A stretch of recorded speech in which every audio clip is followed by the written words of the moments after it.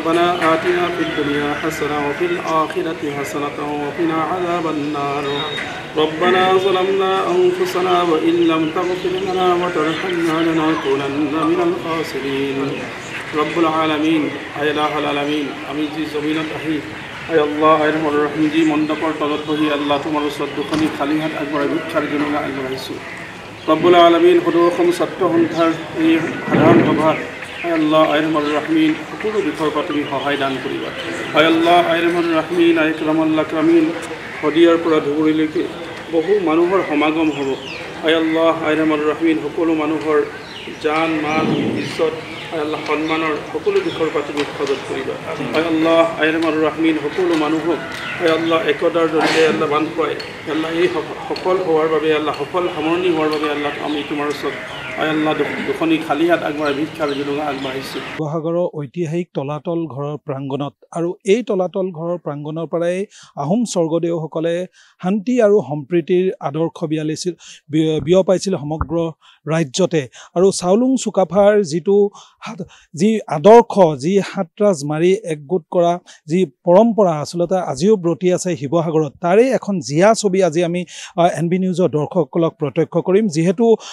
আগন্তুক 27 আৰু 28 জানুৱাৰী তাৰিখে সদৌ অসম ছাত্ৰ সন্থাৰ যি সাধাৰণ সভা সেই সাধাৰণ সভা ৰংঘৰ তলাতল ঘৰৰ বাকৰিত অনুষ্ঠিত হ'ব আৰু এই অনুষ্ঠানটো সাফল্যমণ্ডিত হ'বলৈ শিৱসাগৰৰ ইছলাম ধৰ্মাৱলম্বী লোকসকলে আজি সমূহীয়া দোৱা কৰাৰ পৰিলক্ষিত হৈছে আৰু সাইড স্ক্ৰিনত NB নিউজৰ দৰ্শকসকলে এই দোৱাৰ যি ভিজুৱেলছ আমি দেখাব চেষ্টা কৰি গৈছোঁ তাৰ সমানুপাতিকভাৱে আজি এই যি মধুৰ ক্ষণটো এখন জিয়া ছবি এখন ইতিবাচক ছবি NB নিউজৰ দৰ্শকক আমি দেখাব চেষ্টা কৰিছোঁ যি আমি কৈ আহোঁ যে শিৱসাগৰৰ পৰা অসমীয়া জাতি গঠনৰ যি বৰভেটি স্বৰূপ সেই বৰভেটি স্বৰূপৰ পুনৰবাৰ যেন এখন ছবি ইয়াত ৰোমন্থিত হৈছে তাকে লৈ পেলাই আজি NB নিউজৰ এক বিশেষ প্ৰতিবেদন আমি দেখাব চেষ্টা কৰিছোঁ আমাৰ লগত শিৱসাগৰ দিনী মাদ্ৰাছাৰ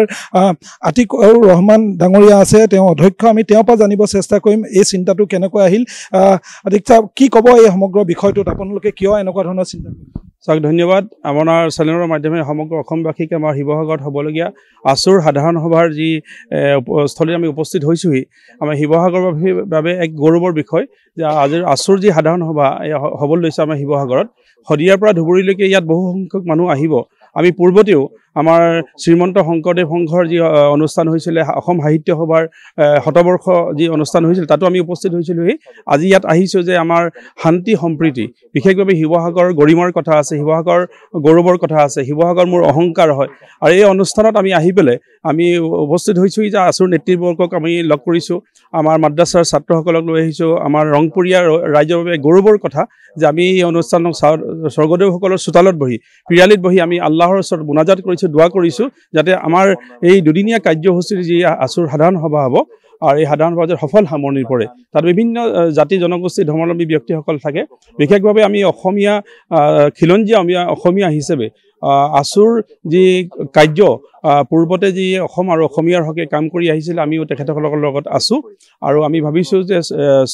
আমাৰ চমিয়ন ফুকন ডাঙৰীয়া আমাৰ লগতে আছে তেখেতসকলৰ নেতৃত্বত যাতে আছুৰ এক শক্তিশালী ৰূপ লয় আৰু সকলো ধৰ্মাৱলম্বী মানুহৰ সকলো জাতি জনগোষ্ঠীক যাতে এক শক্তিশালী ৰূপ দি বিশ্বৰ দৰবাৰত যাতে আমি আছু এক শক্তিশালী ৰূপত দাঙি ধৰিব পাৰে তাৰ বাবে আমি এটা এক মোনাজাত কৰিবৰ কাৰণে আল্লাহৰ ওচৰত দোৱাৰ কাৰণে আহিছোঁ সমীৰণ ফুকন আমাৰ লগত আছে অত্যন্ত এখন ভাল লগা ছবি আপোনালোকে আশা কৰিছিল নে পুনৰ এনেকুৱাকৈ দিনী মাদ্ৰাছাৰ ছাত্ৰ ছাত্ৰীসকল আহিব এই সভাথলীত আহি তেওঁলোকে আপোনালোকৰ অনুষ্ঠানটি সাফল্যভাৱে দোৱা কৰিব এই মুহূৰ্তত কি বুলি আচলতে বক্তব্য আমি খুবেই উৎসাহিত হৈছোঁ আমি সাহস পাইছোঁ উদ্যম পাইছোঁ যেহেতু আমাৰ লগত কোনো পূৰ্ব যোগাযোগ নোহোৱাকৈ তেওঁলোক আজি এটা পবিত্ৰ দিন শুক্ৰবাৰ জুম্মা নামাজৰ বাৰ আজিৰ এই দিনটোত দিনী মাদ্ৰাছাৰ সন্মানীয় অধ্যক্ষৰ নেতৃত্বত নোৱালী যুৱ সমাজৰ নেতৃত্বত দিনী মাদ্ৰাছাৰ একাংশ ছাত্ৰ বন্ধু আমাৰ মাজত আহি উপস্থিত হ'ল তেওঁলোকে আমাৰ খা খবৰ ল'লে তেওঁলোকে আমাক জনালে যে তেওঁলোকে আমাৰ এই অনুষ্ঠানটোৰ সফলতাৰ কাৰণে সদৌ অসম ছাত্ৰ সন্থাৰ উত্তৰণৰ কাৰণে তেওঁলোকে এটা দোৱা কৰিব আমিও অংশ ল'লোঁ আমি খুব আনন্দিত আহ্লাদিত হ'লোঁ আৰু আমি আশা কৰিম যে তেওঁলোকে যি আস্থা সদৌ অসম ছাত্ৰ সন্থাৰ প্ৰতি প্ৰদৰ্শন কৰিছে এই বাকৰিত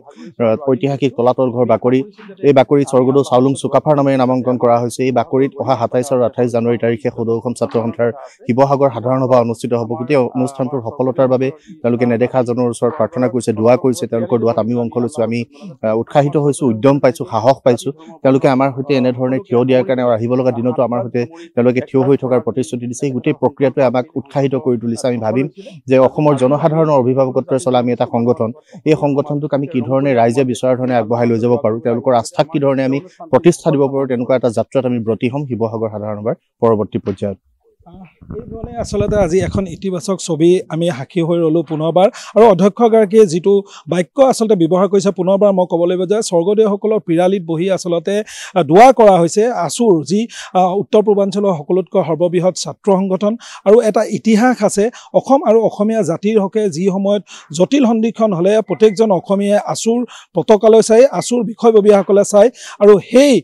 বিষয়বিলাককে আচলতে সামৰি সুতৰি পুনৰবাৰ শিৱসাগৰৰ যি সভাস্থলীত পুনৰবাৰ এখন সম্প্ৰীতিৰ ছবি দেখা পোৱা গ'ল আৰু অনাগত ২৭ আৰু ২৮ তাৰিখৰ যি সাধাৰণ সভাক লৈ শিৱসাগৰৰ বিভিন্ন শ্ৰেণীৰ মাজত এতিয়া উৎকণ্ঠা বাঢ়িছে উৎফুল্লিত হোৱা দেখা পোৱা গৈছে যে এই শিৱসাগৰত অনুষ্ঠিত হোৱা যিখন সভা সকলো প্ৰকাৰৰ পৰা যে সাফল্যমণ্ডিত হয় পুনৰবাৰ দুৱাৰ মঙা হ'ল এই সভাস্থলীৰ পৰা আৰু ইয়াৰ পোনপটীয়া যি সম্প্ৰচাৰ আমি NB নিউজৰ দৰ্শকসকলক দেখাবলৈ চেষ্টা কৰি আহিছিলোঁ হয়